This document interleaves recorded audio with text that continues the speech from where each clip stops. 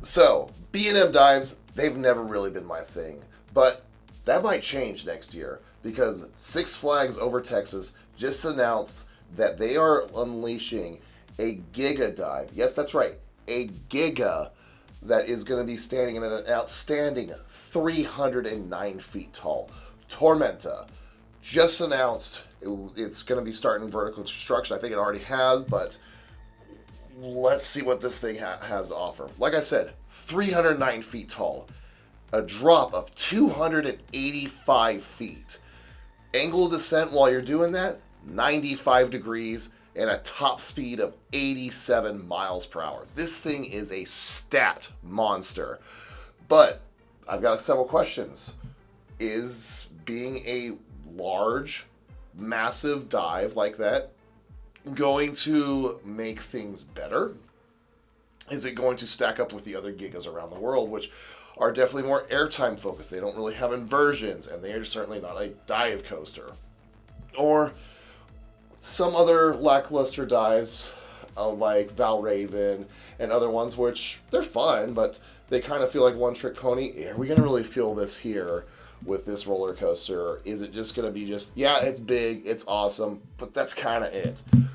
Guess we'll have to wait and see. So let's go into some analysis and figure out what we think that it's going to be like riding Tormenta next year, because this is an awesome looking coaster.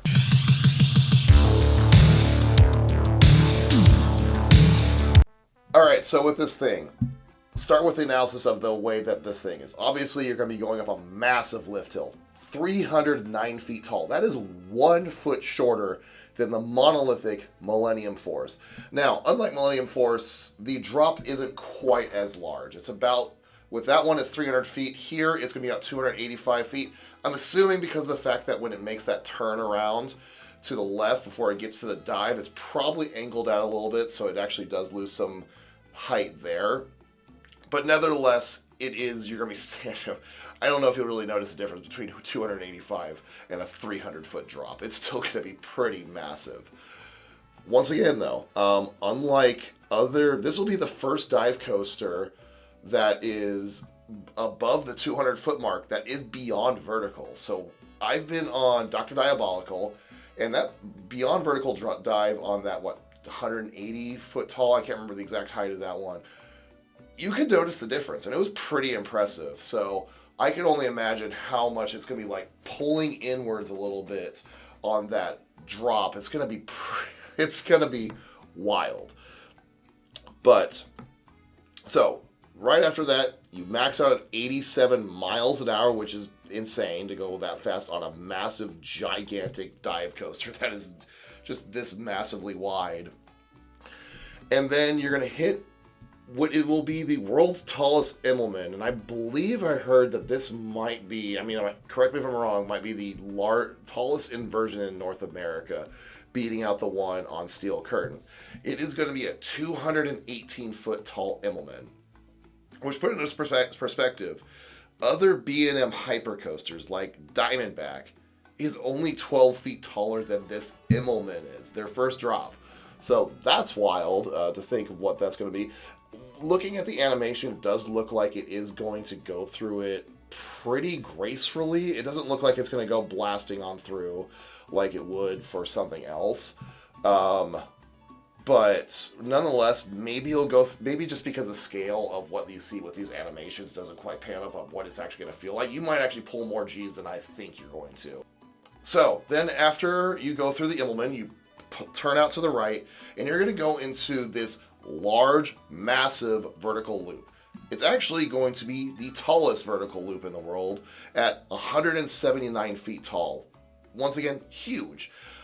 The question is, as it goes through this, is it going to whip through? Because one of the things I love about, I haven't had a chance to actually get on Yukon Striker just yet, but the way that people talk about that Yukon Striker is when you go through that vertical loop, it just goes, it whips right on through.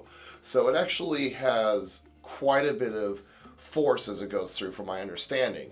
Will this one do it here? My first analysis while looking at the off-ride was probably not. It looks like a little bit like it floats a little bit through it, but you might be pulling up some pretty good G's at the base of the loop.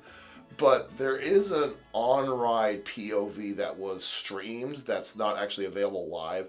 And I did get a brief look at that, and that actually does whip through it pretty quick. So if that's accurate, it actually might really blast through that loop and might actually be pretty impressive. It might be one of the, maybe possibly the best part of the ride. After the loop, you're going to be going up into another Immelman, but instead of pulling out the normal way, it's actually going to kind of do like a 0G roll, which it's a lot tighter than a standard Immelman would be, so that actually might actually get some good whip, especially on the outer exterior of the trains.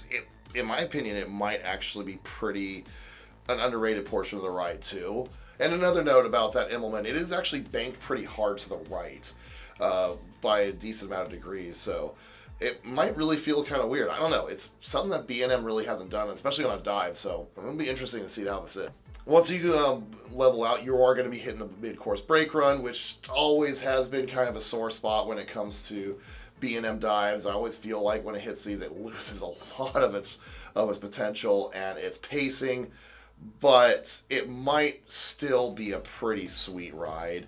But afterwards, I mean, I'm not 100% sure how tall it is, the drop that's going to be coming off of this mid-course, but considering the loop's around 180 feet tall, it's not too much shorter than that. It might be a 150-foot drop, which that is still pretty substantial for a size there. Another note, too, is that dive actually off the mid-course is a pretty steep dive, too. I don't have the exact stats of how steep it is, but it looks like it's pretty substantial. Gonna bottom out, and then you're gonna be pulling into yet another Immelman, and you corkscrew out to the left on this in this case. And this one definitely looks floaty. I'd be surprised if it really got any forces whatsoever on this one. And once you pull out of that, you're going to be hitting your final inversion. I'm not 100% sure if this actually counts as an inversion, but it's like an overbank cutback that goes actually over the first drop, which looks really cool based on the animation and everything like that. That one actually does kind of whip right on through. That looks like a pretty good finale element that can actually kind of turn the train around towards the final brakes. Then afterwards, it just rises up, takes a right-hand turn, it hits those final brakes, and it's over. It is actually a pretty long ride. You're looking at 4,199 feet of track. And if you give me a moment, I'll figure out how much prime ride time that is. So after calculating it out, it looks like it is only about 41 seconds of prime ride time. What I'm counting for that is the moment that it releases from the drop and goes through, I pause it for a moment in the mid-course brake run just because you're going really slow there and it kind of kills the pacing. And then from there, from the final brake. So it's not a really long ride, even though the amount of track is a decent amount. And I'm actually curious. Its pacing is pretty wild at about 102 feet per second on average. Now, that pacing actually is on par with something like Millennium Force, Leviathan, and a little bit past Fury. So it is in that pacing category that Gigas are known for, even though it rises much higher at points than like a Giga does because it's doing these acrobatic inversions and stuff like that. So the pacing should be pretty incredible. I'm really intrigued to see how everything is going to go from this point on. But I don't know. The analysis of the track, it looks pretty sweet. I think it's going to be a pretty awesome ride overall. I'll get into a little bit more of my maybe concerns a little bit later of, is this thing really going to be as good as a standard Giga? And I have my thoughts on that. But we'll get into those after I get in a few more points. So there are two things that I really have potential, maybe one's not really a concern and one is definitely a concern. We'll get into the obvious elephant in the room. Everyone definitely brings up that newer B&Ms definitely have a rattle. Now, I do personally think that it's overblown a lot on how much rattle there is. People talk about B&M rattles on recent installations like Raptera, and it feels like they're talking about riding Mean Streak back in 2014. It's really not that bad, guys. It's really not.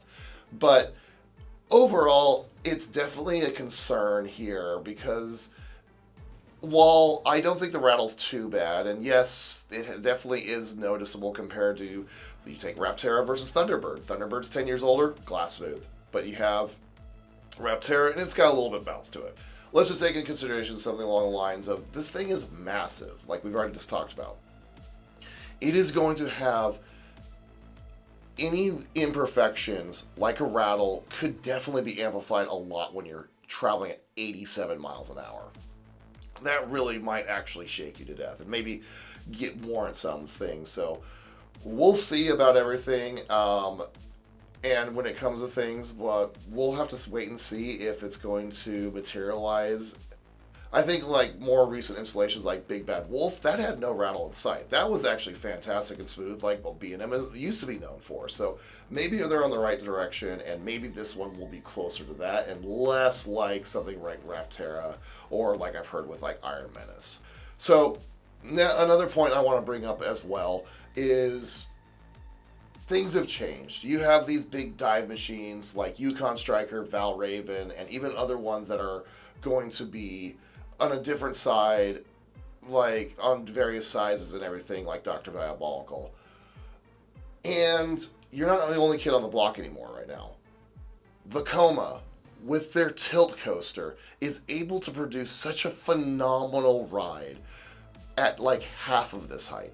Siren's Curse legitimately is in my top 20. And currently my highest rated B&M dive, you're looking at Griffin, which is like number 65 or something. This is such a phenomenal take on a similar premise. You dangle people off the side of a vertical drop, essentially, and you let go.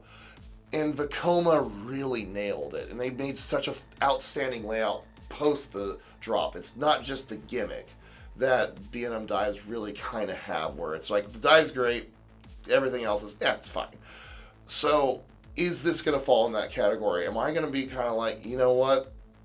Can we get a GIGA Vekoma tilt coaster? Because I almost think that once riding Siren's Curse earlier this year, I felt like that it almost makes it feel like B&M dive coasters are obsolete, because that thing is just so fun and terrifying with being such a fraction of the height that, I can't wait for those to get bigger. But in the meantime, fantastic ride. But we'll have to wait and see. Maybe just being this massive really will have the same effect. So what are we thinking about when it comes to everything else, and what this is going to be? What Tormenta is really going to bring to Six Flags Over Texas? Obviously, it's going to be a massive hit. With the general public, they love dive coasters. Enthusiasts like ourselves, they don't quite hit the marks that I hope that they would, but I still am. I'd be lying if I don't love getting on these things. I just don't usually like waiting in line as long as they typically are, because they are so popular. But dive coasters in general have never truly wowed me, and I'm really hoping that Tormenta, just being at that 300-foot level, will really push it over the boundary to be a fantastic ride. When it comes to the, now at this point will be 8 Giga coasters around the world, where will this one rank? I do anticipate it will probably be in the bottom of that category, but you know what? A Giga coaster is still a fantastic ride. No matter what, even my least favorite Giga coaster is one of my favorite rides out there, and I'm hoping that Tormenta will also hit that category of something that I'm like, wow, can't wait to ride that more. That thing was a fantastic thing, and hopefully it's not just it was fine. Let's just move on to the next thing in the park. So, Tormenta, I haven't been over Texas before. This is one of the parks that I'm missing, and this definitely is something that intrigues me on getting down there, because I'm hoping that this is a smashing hit. It can change my mind about dive coasters, and it's just going to be a fantastic ride. But what do you all think? Do you think this is going to be just another one-trick pony, another dive coaster where you're like, yeah, it was fine, but I'm not waiting that line? Or do you think this is actually going to be something special? Something just so massive that it's going to be something that the general public and enthusiasts all love together?